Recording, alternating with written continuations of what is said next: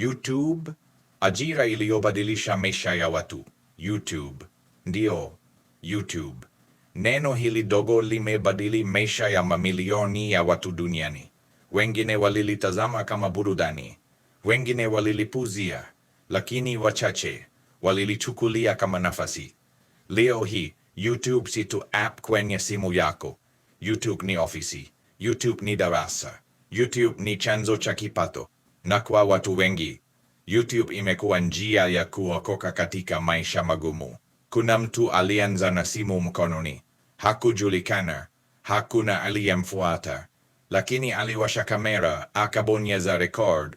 Sio kwa sababu alikuwa tayari, bali kwa sababu alikuwa tayari kujaribu. Watu walimcheka, wengine walimkatisha tamaa. Wakamwambia, YouTube hailipi. Hakuna anayekuona. Lakini leo, YouTube ndio inamlipa kodi. YouTube ndio inamlipia maisha. Si hadithi ya mtu mmoja, ni hadithi ya maelfu. Watu waliamua kwanza kabla ya kuwa wakamilifu. Ukweli ni huu, YouTube hailipi mara moja, lakini YouTube humlipa yule asiyeacha.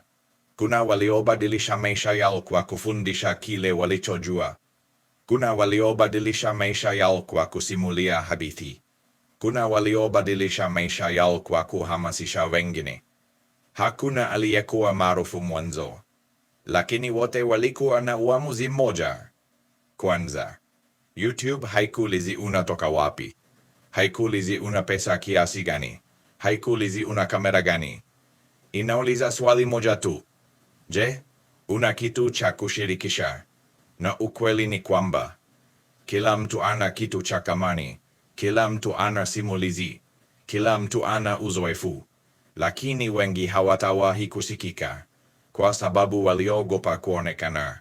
YouTuber mkubwa unayemuona leo aliwahi kuwa na view 5. Aliwahi kuwa na subscriber 2. Lakini aliendelea hata bila kushangiliwa. YouTube ni safari, sio mbio. Kila video ni jiwe la msingi. Kila upload ni hatua moja mbele. Wengine leo wana ajira kwa sababu ya YouTube. Wengine wana biashara kwa sababu ya YouTube. Wengine wamejiajiri kwa sababu ya YouTube. Lakini yote yalianza na uamuzi mmoja mdogo: kuwasha kamera. Usisubiri mazingira kamili. Hayapo. Usisubiri ruhusa.